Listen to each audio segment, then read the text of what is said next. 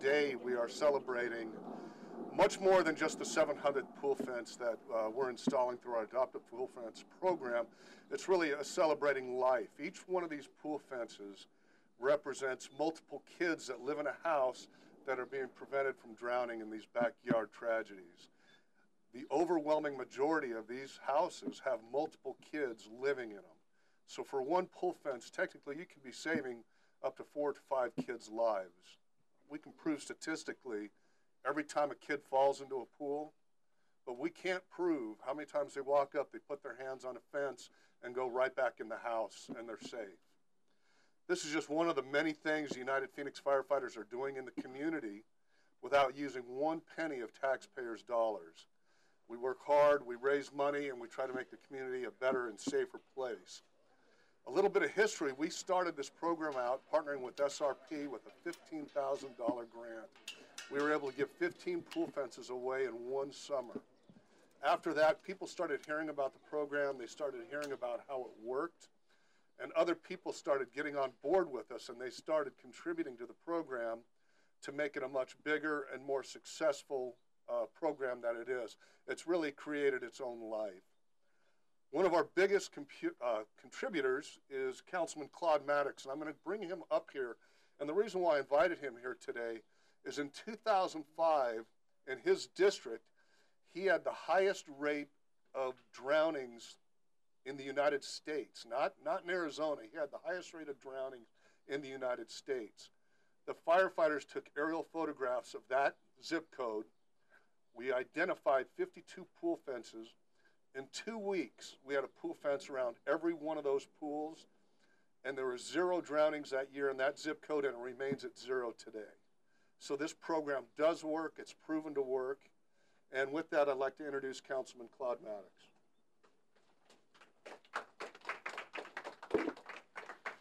Good morning. Thank you all very much for joining us this morning. 700 pool fences. Rich, I can't believe it. I remember the first fence that went up, and we've celebrated different benchmarks over the last several years. As Rich said, when I first got involved, it was because my city council district and zip codes in my district had the worst child drownings in the United States. They brought it to my attention. The firefighters said, we need to get on this, and I, as the council member, said, then I'm with you. I'll do whatever I need to do.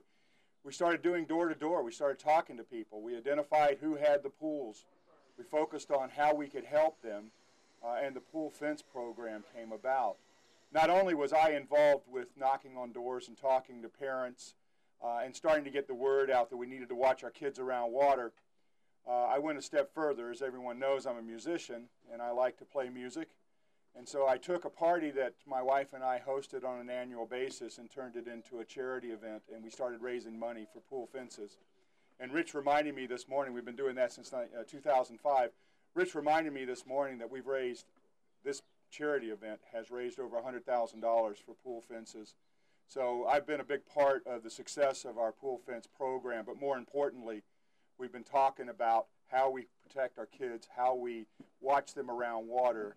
It goes back to the simple ABCs: adult supervision, making sure we have barriers like pool fences, and then making sure that people take the proper classes for CPR or swim lessons for their children. We've saved a lot of lives. We don't know how many lives.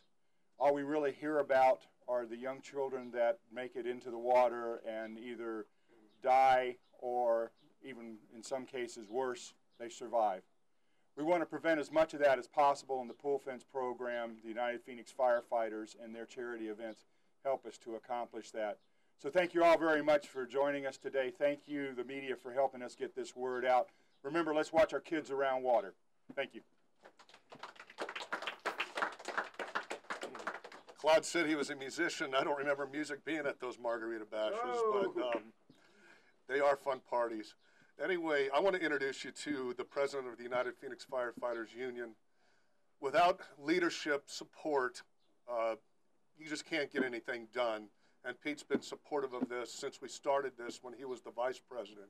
Anyway, with that, our president, Pete Grias. Thank you. I'll make this very brief, especially since Rich had said all the things that he told me he wanted to mention. He wanted me to mention. So You know, I really appreciate the involvement of all of our members. I mean, as Rich had said, this is another example of what the firefighters do in the community. And when you take a zip code that had the highest drowning rate of any zip code in the United States and bring it down to 0, we could not have done that without the participation of people like Councilman Claude Maddox and with our partner in this program, Valley of the Sun United Way. As they had pointed out, going from a program that's $15,000 in 1 year to literally hundreds of thousands of dollars, and going from 15 pool fences to now we're doing almost one every other day. It's just, I mean, it just makes you feel, it makes me feel, I'm sure it does you too, just incredibly good. I would like to introduce Brian Spicker. He is the representative of United Way. He is our partner in this. He is the Senior Vice President of Community Impact. And thank you so much for your involvement in that of United Way, Brian. Thanks, Pete.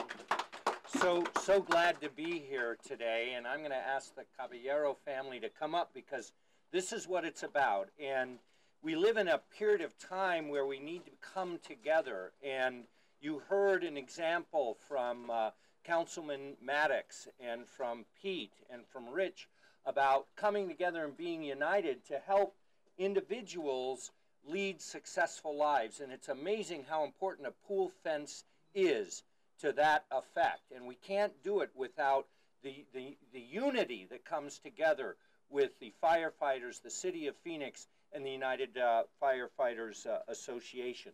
The other thing that's important to know in all of this is we have opportunities to do more of this in our community, to come together. And this is such a great example to be here with the Caballero family and the certainty that these children will grow up to be successful and not deal with the tragedy that comes with pool drownings. So on behalf of United Way, First Things First, who also funds this, and the Virginia G. Piper Charitable Trust, and all of our partners, thank you for being here, and thank you.